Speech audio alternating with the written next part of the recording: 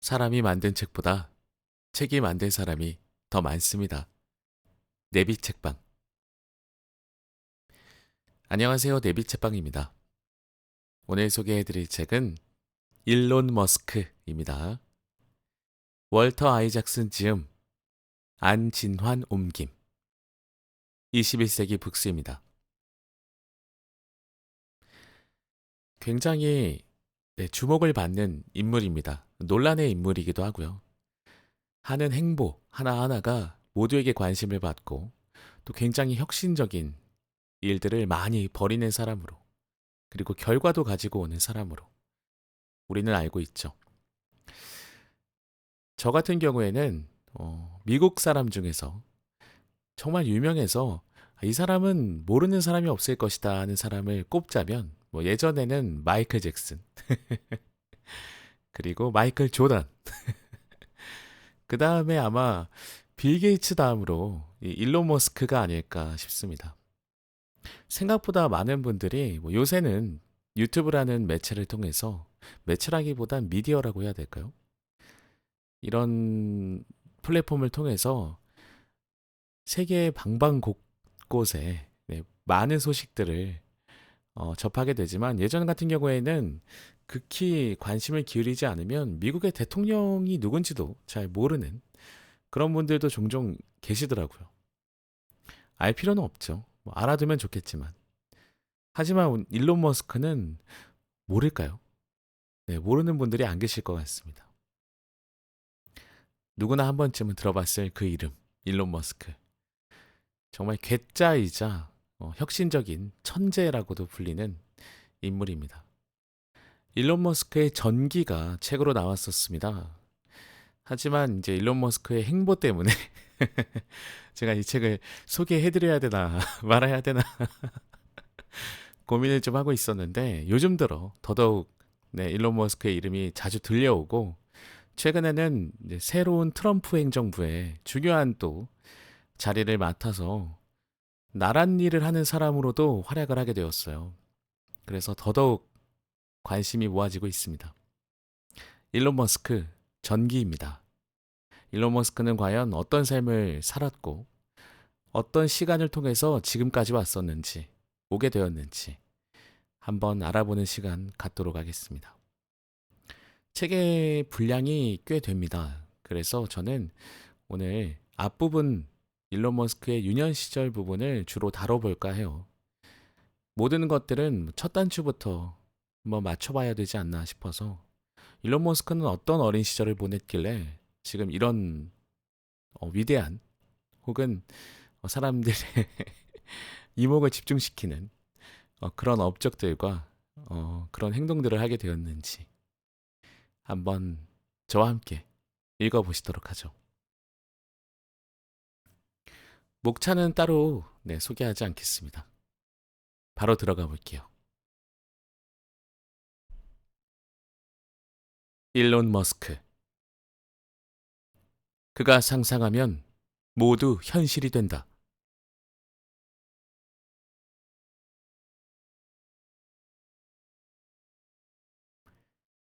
혹시 저 때문에 감정이 상한 사람이 있다면 그저 이렇게 말하고 싶네요. 저는 전기차를 재창조했고 지금은 사람들을 로켓선에 태워 화성으로 보내려 하고 있습니다. 그런 제가 차분하고 정상적인 친구일 거라고 생각하셨나요? 일론 머스크. SNL 라이브 출연 중에 2021년 5월 8일. 자신이 세상을 바꿀 수 있다고 믿을 정도로 미친 사람들이 결국 세상을 바꾼다. 스티브 잡스. 프롤로그. 장대한 퀘스트의 시작. 생존 캠프. 남아프리카 공화국에서 자라던 어린 시절, 일론 머스크는 고통을 이겨내고 살아남는 법을 배웠다. 12살이 되던 해, 머스크는 벨트 스쿨이라는 야생 생존 캠프에 보내졌다. 그곳에 대해 그는 소설 파리 대왕에 나오는 것과 유사한 환경에서 예비군들로 구성된 준군사 조직이 운영하던 캠프라고 보면 됩니다. 라고 말한다. 캠프에 참가한 아이들에게는 각각 소량의 음식과 물이 배급되었고 서로 싸워서 배급품을 빼앗는 게 허용되었다.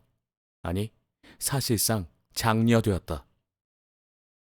머스크의 남동생 킴벌 또한 집단 따돌림이나 괴롭힘이 덕목으로 통하는 곳이었다고 말한다.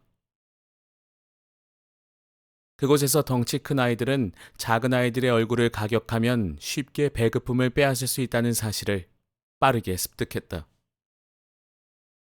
당시 체구가 작은 데다가 낯선 환경에 적응하지 못했던 머스크는 두 차례나 두들겨 맞았다. 캠프를 나올 때에는 체중이 4.5kg이나 축 났을 정도다. 캠프의 첫 주 마지막 날에 소년들은 두 그룹으로 나뉘어 서로를 공격하라는 지시를 받았다. 너무도 미친 소리라 어안이 벙벙할 정도였죠. 머스크의 회상이다. 그 캠프에서는 몇 년마다 참가 학생이 사망하는 일이 벌어지곤 했다. 캠프의 지도원들은 그런 이야기를 일종의 경고처럼 이용하곤 했다. 작년에 죽은 그 바보 멍청이처럼 굴지 말거라. 나약한 멍청이처럼 굴면 돼질 수도 있다는 얘기다. 16번째 생일을 앞두고 머스크는 다시 한번 벨트 스쿨에 참가했다. 이전과는 달리 체격이 훨씬 커져 곰 같은 몸집에 키가 183cm나 되었고 유도까지 배워둔 상태였다. 덕분에 벨트 스쿨도 전처럼 힘들게 느껴지지 않았다. 그 무렵엔 알고 있었죠. 누구라도 나를 괴롭히면 코를 3개 한 방 때려주면 다시는 괴롭히지 않는다는 사실을 말이에요.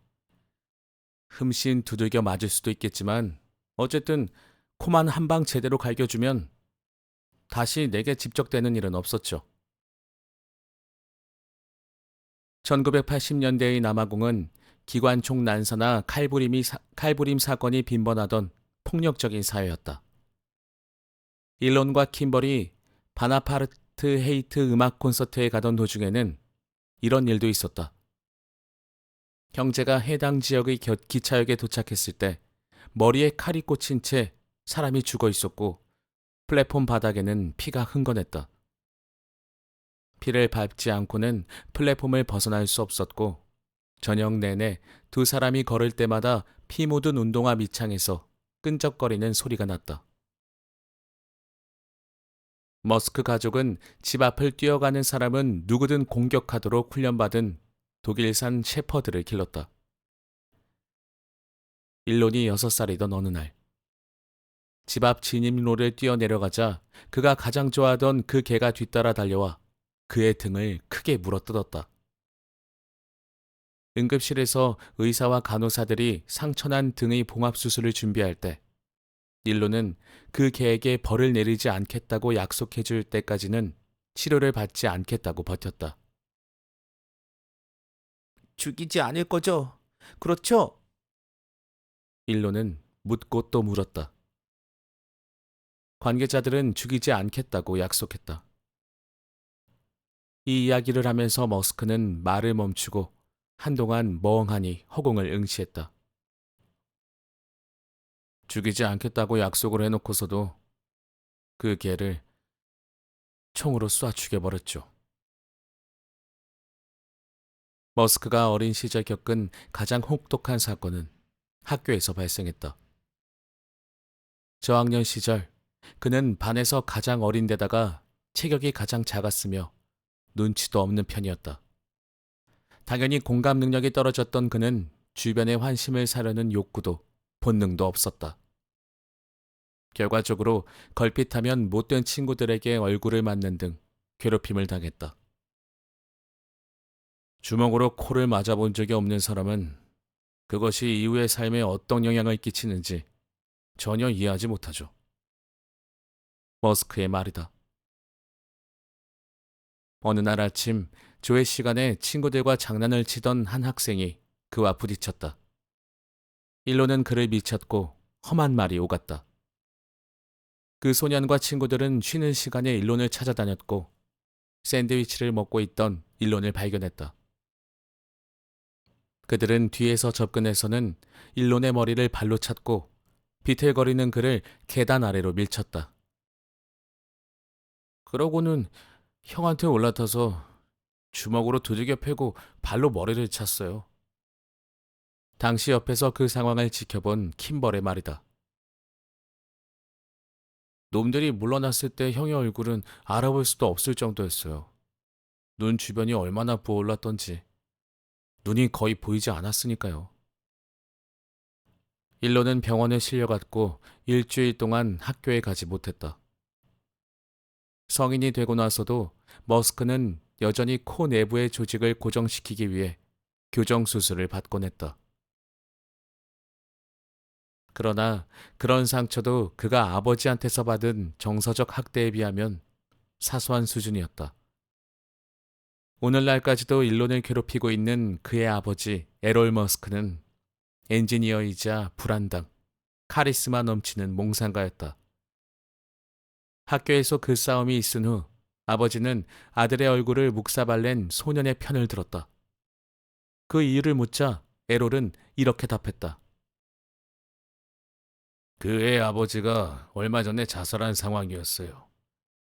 그런 애한테 일론이 바보라고 한 거예요. 일론은 어렸을 때 아무한테나 바보라고 하는 성향이 있었어요. 그러니 내가 어떻게 그 아이를 비난할 수 있었겠어요?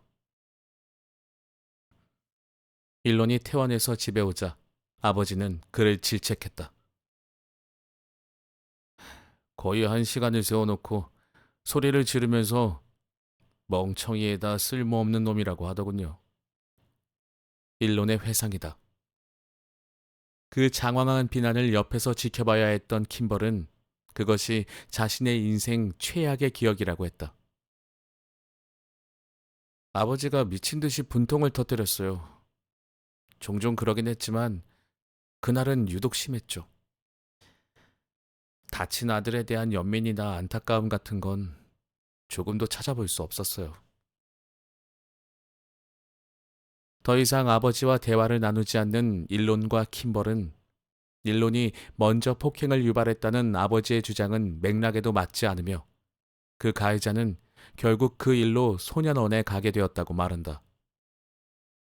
형제의 말에 따르면 아버지는 변덕스러운 이야기꾼이라서 때로는 계산적으로 또 때로는 망상에 빠져 상상을 잔뜩 가미한 이야기를 풀어내는 사람이었다. 그들은 아버지가 지킬 박사와 하이드 같은 극단적인 양면성을 지녔다고 말한다. 한순간 다정한 모습을 보이다가도 일순간 돌변해서 1시간 넘게 가차없이 폭언을 퍼붓곤 했다는 것이다. 그의 장광설은 매번 일론이 얼마나 한심한지 이야기하는 것으로 끝나곤 했다. 일론은 늘 그 자리에 꼼짝없이 나서서는 아버지의 비난을 감내해야 했다.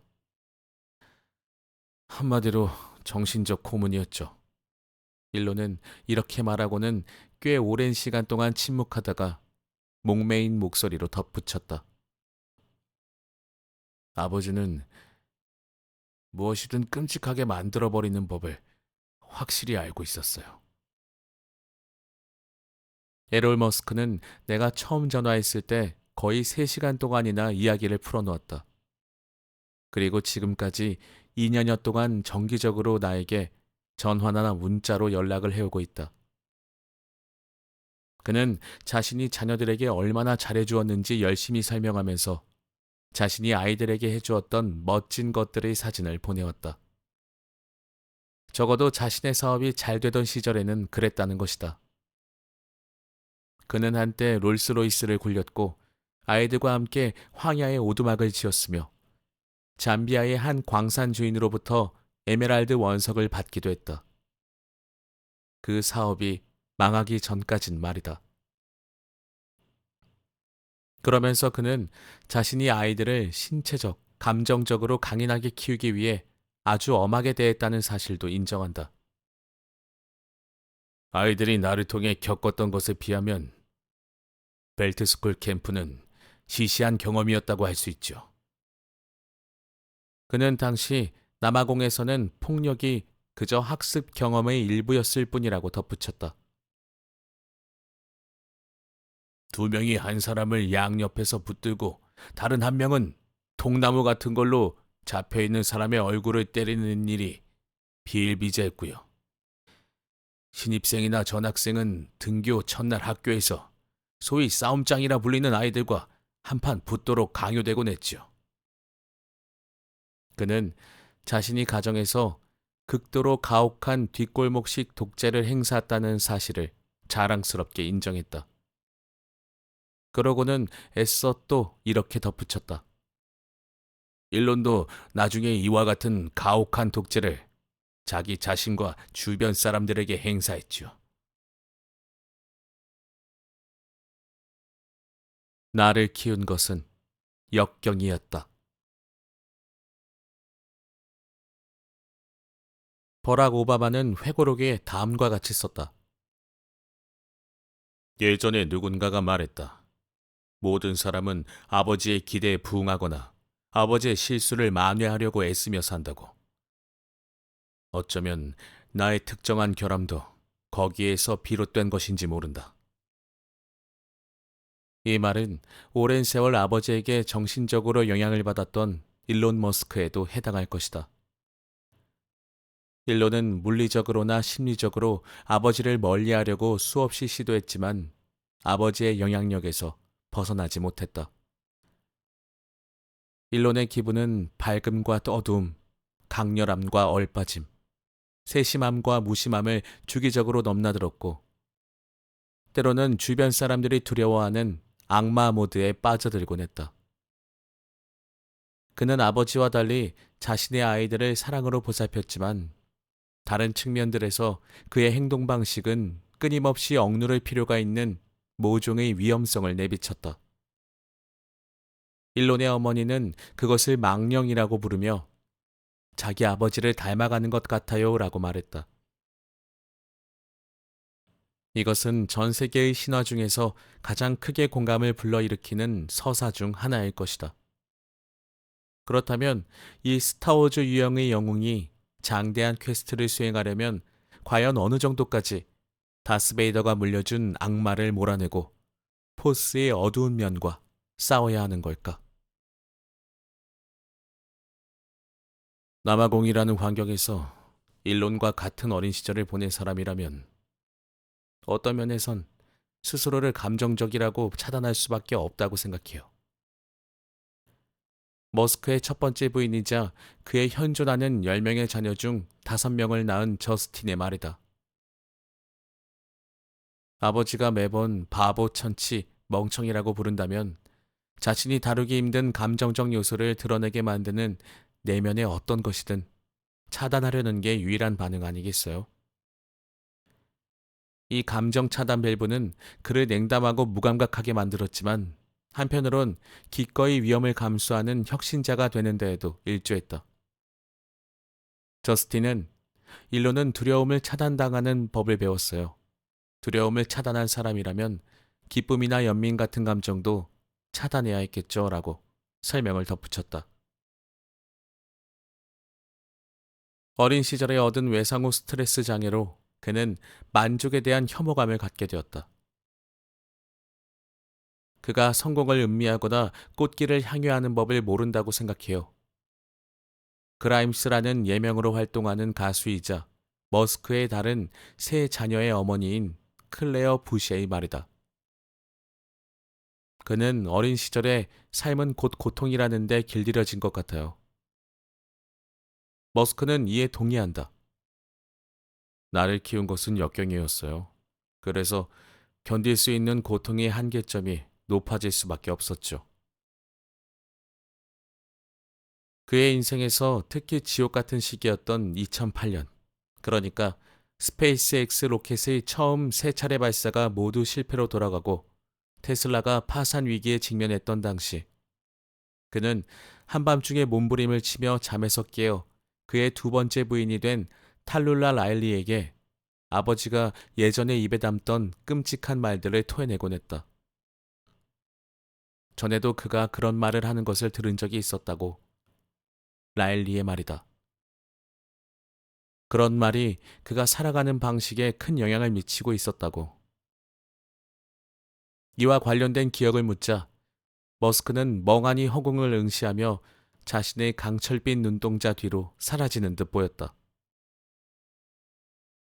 내 생각에는 그것이 여전히 그에게 영향을 미치고 있다는 사실을 그가 의식하지 못하는 것 같아요. 그저 어린 시절에 있었던 일이라고만 여기고 있었으니까요. 하지만 그는 어린애 같은, 말하자면 발달이 멈춰버린 것 같은 측면을 가지고 있습니다. 그의 내면에는 여전히 어린아이가 있는 거죠. 아버지 앞에 서 있는 어린아이가. 이러한 자신의 내면 밖에서 머스크는 때때로 자신을 외계인처럼 보이게 만드는 아우라를 발달시켰다. 그가 화성과 관련하여 가지고 있는 사명감은 마치 고향으로 돌아가고자 하는 열망으로, 인간형 로봇 개발에 대한 열정은 마치 친족을 찾고자 하는 탐색으로 보일 정도다. 그가 어느 날 셔츠를 찢고 배꼽이 없는 배를 드러내며 이 행성 출신이 아님을 입증하더라도 우리는 그렇게 엄청난 충격에는 빠지지 않을 것도 같다. 그러나 그의 어린 시절은 그를 너무나도 인간적으로 만들었다. 강인하지만 연약한 그 소년은 결국 장대한 퀘스트에 착수하기로 결심하게 된다. 그는 열정을 키워 자신의 괴팍함을 은폐했지만 괴팍함 또한 발달시키는 바람에 열정이 가려지기도 했다. 덩치는 큰데 운동신경이 전혀 없는 사람처럼 몸을 움직이는데 약간 서툰 그는 무언가 할 일이 있는 곰처럼 성큼성큼 걷곤 했고 춤을 춰야 하는 자리에서는 로봇에게 배운 것 같은 지그춤을 추곤 했다. 그러면서 그는 선지자다운 확신으로 인간의식의 불꽃을 타오르게 하고 우주를 가늠하며 지구를 구해야 할 필요성에 대해 설파하곤 했다. 처음에 나는 그런 모든 것이 대부분 역할극이나 조직의 결속을 위한 격려성 연설 또는 한때 은하수를 여행하는 히치하이커를 위한 안내서를 너무 많이 읽은 어른아이가 팟캐스트에서 이야기할 만한 환상에 불과한 것으로 치부했다. 그러나 그의 말을 더욱 빈번히 접하면서 점차 나는 그의 사명감이 그를 이끄는 원동력의 일부라고 믿게 되었다. 다른 기업가들이 세계관을 개발하려고 애쓰는 동안 그는 우주관을 형성하고 있었던 것이다. 일론 머스크가 물려받은 유산과 혈통은 그의 뇌 배선과 어우러져 때때로 그를 냉담하게도 충동적이게도 만들었다. 그리고 그것은 또한 리스크에 대한 극도로 높은 수준의 내성으로 이어졌다. 그는 리스크를 냉정하게 계산할 수도 있었고 열정적으로 수용할 수도 있었다. 일론은 리스크 그 자체를 원합니다. 페이팔 초창기에 머스크의 파트너로 일했던 피터 틸은 말한다. 그는 리스크를 즐기는 듯합니다. 때로는 정말 리스크에 중독된 것처럼 보이기도 하고요. 머스크는 태풍이 몰려올 때 가장 강력한 생기를 느끼는 그런 사람 중 한 명이다. 나는 폭풍을 위해 태어났어요. 그러니 고요함은 나에게 적합하지 않지요. 미국의 7대 대통령 앤드류 잭슨이 한 말이다. 일론 머스크도 마찬가지다. 그는 일과 연의 양 측면에서 폭풍과 드라마를 끌어당기는 힘, 때로는 갈망을 발달시켰다. 그래서 그가 그렇게 부부 또는 연인 관계를 유지하는데 어려움을 겪는 것이리라. 그는 위기나 데드라인, 할 일이 폭증과 같은 상황에서 번성했다. 복잡하고 난해한 도전에 직면하면 그로 인한 긴장으로 종종 잠을 이루지 못하거나 심지어 토하기도 했다. 그러나 그런 상황은 그에게 활력도 불어넣었다. 형은 드라마를 끄는 자석과 같아요. 킴벌이 말한다. 드라마가 그의 강박이자 삶의 주제입니다. 예전에 내가 스티브 잡스에 관해 취재하던 당시 그의 파트너였던 스티브 워즈니악은 다음과 같은 질문을 제기하는 것이 중요하다고 말했다. 그가 꼭 그렇게 비열하게, 꼭 그렇게 거칠고 잔인하게, 꼭 그렇게 매번 드라마틱하게 굴었어야 했었을까? 인터뷰 말미에 해당 질문과 관련해 본인은 어떻게 다른지를 묻자 워즈니악은 만약 자신이 애플을 경영했더라면 그보다는 좀 더 온화하게 처신했을 것이라고 답했다. 직원 모두를 가족처럼 대했을 것이고 즉결로 해고하거나 그러지도 않았을 것이라고 했다. 그런 후 잠시 멈추었다가 이렇게 덧붙였다. 하지만 만약 내가 애플을 경영했었더라면 맥키토시 같은 것은 결코 만들어내지 못했을 겁니다. 우리는 일론 머스크에 대해서도 유사한 질문을 떠올릴 수 있을 것이다. 만약 그가 괴팍하지 않았다면 과연 우리를 전기차의 미래로 그리고 화성으로 인도하는 사람이 될 수 있었을까?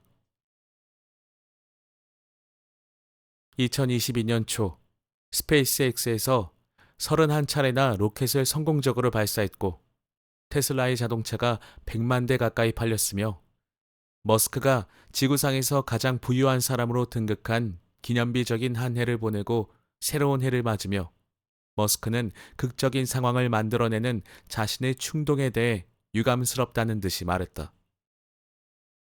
아무래도 사고방식을 위기 모드에서 다른 것으로 전환해야 할 필요가 있는 것 같아요. 그가 나에게 한 말이다. 대략 지난 14년 동안 위기 모드로 살아왔거든요. 아니, 거의 평생을 그랬다고 하는 게 맞겠네요.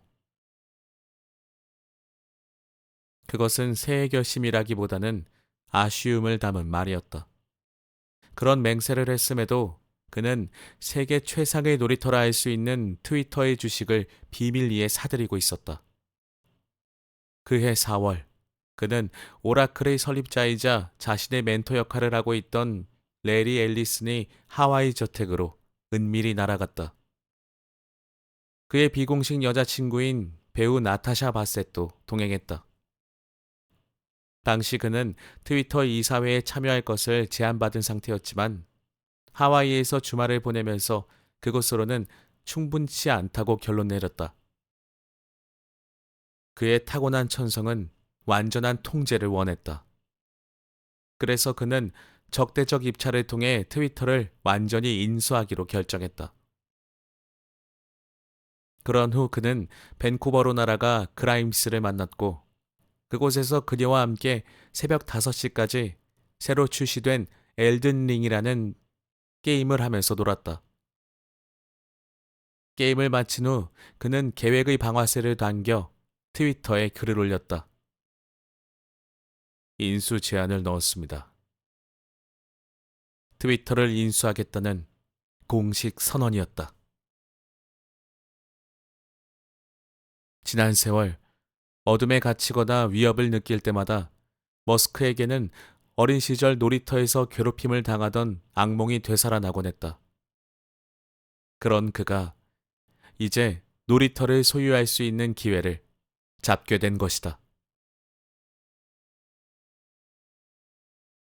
1장 모험을 향한 열정.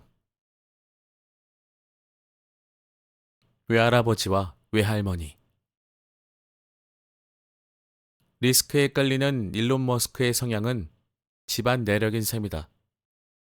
그런 면에서 외할아버지 조슈아 홀드먼을 빼닮았기에 하는 말이다.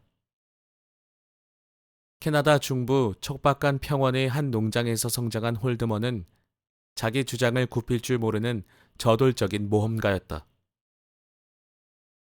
그는 아이오와에서 카이로프렉틱 요법, 신경과 근육, 골격 체계의 장애를 진단하고 치료하고 예방하는 수기 치료법을 배운 후 무스조, 캐나다 서남부의 도시, 인근의 고향으로 돌아와 말을 훈련시키고 주민들에게 카이로프렉틱 요법으로 도수 치료를 해주며 숙식을 해결했다. 그렇게 일하면서 그는 마침내 자신의 농장을 장만했다. 하지만 1930년대에 대공황을 겪으며 농장을 잃고 말았다. 이후 몇 년 동안 그는 카우보이, 로데오 공연자, 건설 노동자 등으로 일하며 생계를 유지했다. 그런 가운데 변함없이 이어진 한 가지가 있다면 그것은 바로 모험에 대한 사랑이었다.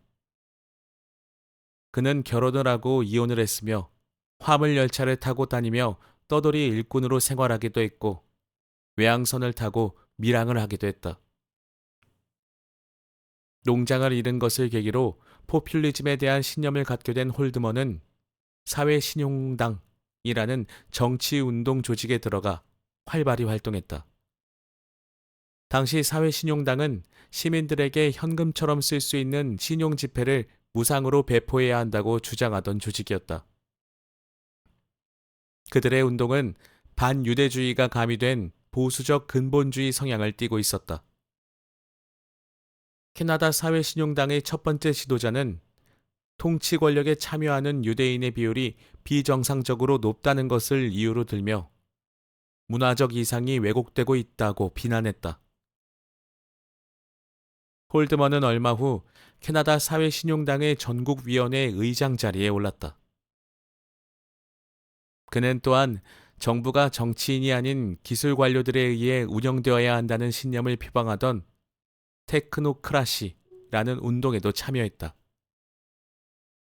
이 운동은 당시 캐나다의 제2차 세계대전 참전에 반대를 표명하면서 일시적으로 불법화된 상태였다. 홀드먼은 해당 운동을 지지하는 신문 광고를 통해 정부의 금지령에 저항했다. 그러던 어느 시점에 그는 블룸 댄스에 매료되었고 그렇게 춤을 배우러 다니다가 자신만큼이나 모험을 좋아하는 위니프레드 플래처라는 여성을 만났다. 그녀는 16살이 되면서 무스조의 타임스 헤럴드의 일자리를 구했지만 댄서 겸 영화배우가 되는 것이 꿈이었다. 그녀는 자신의 꿈을 위해 기차를 타고 시카고로 향했고 얼마 후 뉴욕으로 옮겼다. 무스조로 돌아온 위니프레드는 곧바로 댄스 학원을 차렸는데 바로 그곳에 홀드먼이 춤을 배우겠다고 등록한 것이다. 그가 그녀에게 밖에서 만나 저녁을 먹자고 청했을 때 그녀는 이렇게 답했다. 나는 우리 학원 회원하고는 데이트하지 않는다고. 그러자 그는 학원을 그만두고 다시 그녀에게 데이트를 청했다. 몇 달 후에 그가 물었다. 우리 언제 결혼할까? 그녀가 답했다. 내일이요. 두 사람은 1948년에 쌍둥이 자매 메이와 케이를 낳았고 그 후로도 2명의 자녀를 더 두었다. 홀드먼의 성격을 분명하게 알 수 있는 에피소드를 하나 살펴보자. 차를 몰고 여행을 하던 그는 한 농장 옆을 지나다 단발 엔진 러스콤 비행기를 판매한다는 간판을 보았다. 수중에 그만한 돈이 없었던 그는 농장주를 설득해 자신의 차를 주고 비행기를 구입했다. 이 거래가 특히 충동적이었던 까닭은 홀드먼이 비행기를 조종하는 법을 모른다는 데에 있다. 그는 그곳에서 파일럿을 고용해 집으로 날아왔고 그에게 비행기 조종법까지 배웠다. 이후 그 가족은 나르는 홀드먼 가족으로 알려졌으며 그는 카이로프랙틱 업계의 전문지에 아마도 카이로프랙틱 요법사들의 비행 역사상 가장 주목할 만한 인물일 것이라고 소개되었다. 이는 정확한 설명일지 몰라도 다소 편협한 찬사가 아닐 수 없었다. 홀드먼 부부는 메이와 케이가 생후 3개월쯤 되던 무렵 좀 더 큰 블랭카 단발 엔진 비행기를 잠만했고 그 아기들은 나르는 쌍둥이로 통하게 되었다. 독특한 보수적 포퓰리즘의 견해를 가지고 있던 홀드먼은 캐나다 정부가 개인의 삶에 너무 많은 통제권을 행사하고 있으며 대외적으로는 약한 국가가 되었다고 믿게 되었다. 그래서 1950년 그는 여전히 백인 아파르트 헤이트 정권이 통치하고 있던 남아공으로 이주하기로 결정했다. 그들은 벨랑카를 분해해 대형 상자들에 담은 케이프타운으로 향하는 화물선에 올랐다. 홀드먼은 내륙 지방에서 살기를 원했기에 케이프타운에서 다시 대부분의 사람들이 아프리칸서가 아닌 영어를 구사하는 요하네스버그를 향해 떠났다. 그러나 홀드먼은 요하네스버그와 인접한 도시인 프리토리아의 상공을 날아가면서 자카란다 나무들이 라벤더 빛깔의 꽃들로 풍성하게 뒤덮인 모습을 보고 이렇게 말했다. 여기가 우리가 정착할 곳이다. 조슈아와 위니프레드가 어렸을 때 위대한 파리니라고 알려진 윌리엄 헌트라는 사기꾼 쇼맨이 무수조에 와서 자신이 남아프리카의 칼라하리 사막을 횡단하던 중에 목격했다면서 고대의 잃어버린 도시에 대한 이야기를 들려준 적이 있었다.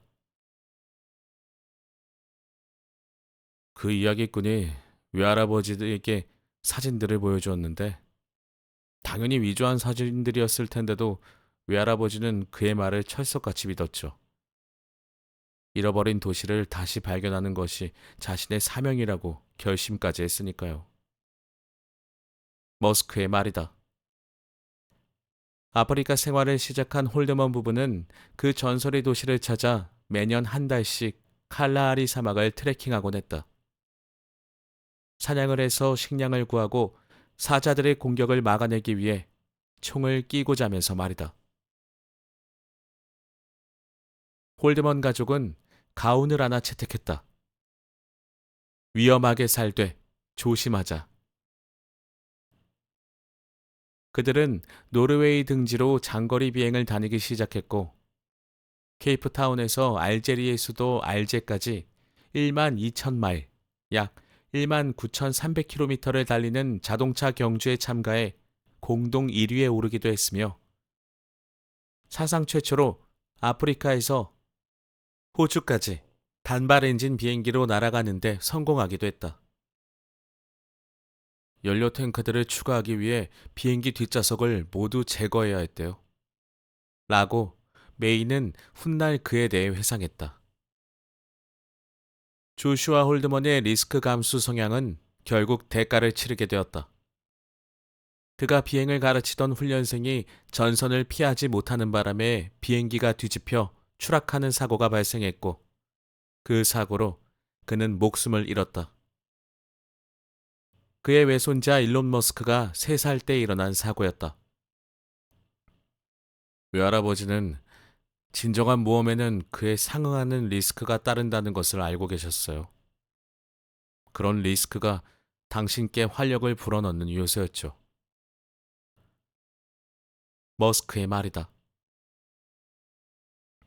홀드먼은 그러한 정신을 쌍둥이 딸 중 한 명에게 각인시켰다. 바로 일론의 어머니 메이였다. 준비만 되어 있다면 어떤 리스크든 감수할 수 있다고 생각한다. 메이의 말이다. 학창시절 그녀는 과학과 수학을 잘했고 또한 눈에 띄게 아름다웠다. 큰 키에 파란 눈, 높은 광대뼈와 조각 같은 턱을 가진 그녀는 15살 때부터 모델로 일하기 시작했고 토요일 아침이면 백화점 런웨이 쇼에 오르곤 했다. 그 무렵 그녀는 동네에서 역시 눈에 띄게 잘생긴 소년을 만났다. 번지르르 하면서도 비신사적인 구석이 엿보였지만 말이다. 네. 오늘은 일론 머스크를 소개해 드렸습니다. 일론 머스크의 어린 시절, 그리고 외할아버지부터 시작된 일론 머스크가 어떻게 지금의 성격, 성향을 가지게 되었는지, 특히 외할아버지로부터는 리스크를 감수하는 방법, 네, 그런 것들을 많이 배웠던 것 같습니다.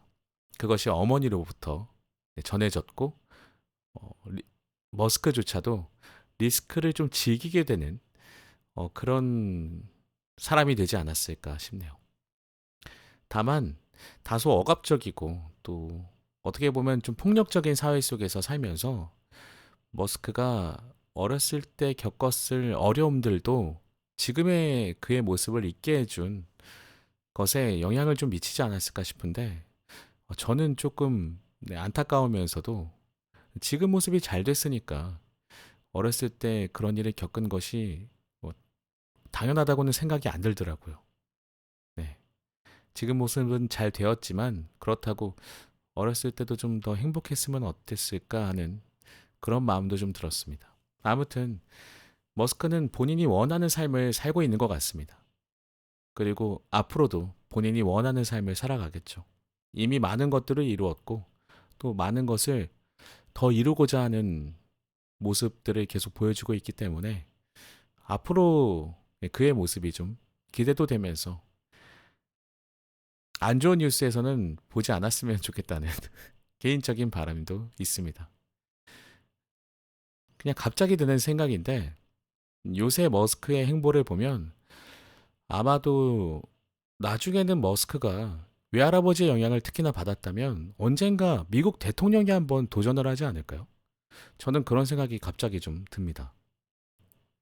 특히나 이번 트럼프의 당선으로 인해서 머스크는 정부의 어떤 책임자 중 한 명으로서 중요한 요직에 올라서 정부의 일을 해볼 경험을 가지게 될 거잖아요. 그러면서 아마 대통령에 도전하고 싶다라는 생각을 하게 될 것도 같습니다. 왠지 모르게 그런 생각이 드네요. 네, 오늘의 책 일론 머스크 들어주셔서 감사하고요. 많은 것들을 생각하게 하는 그런 책이었던 것 같습니다. 좀 재미있는 게 있었다면, 제가 아까 읽으면서 밑줄을 좀 그었는데, 위험하게 살되 조심하자. 이 외할아버지의 가훈이 생각이 나고요. 열정을 키워 자신의 괴팍함을 은폐했지만 괴팍함 또한 발달시키는 바람에 열정이 가려지기도 했다. 라는 이 저자분의 말도 기억에 좀 남습니다. 머스크. 우리들은 어떤 생각을 통해서 어떤 수련 과정을 통해서 이런 위대한 업적을 이룰 수 있게 될까요? 저는 다음 시간에도 재미있고 유익한 책으로 찾아뵙도록 하겠습니다. 들어주신 모든 분들 감사드립니다.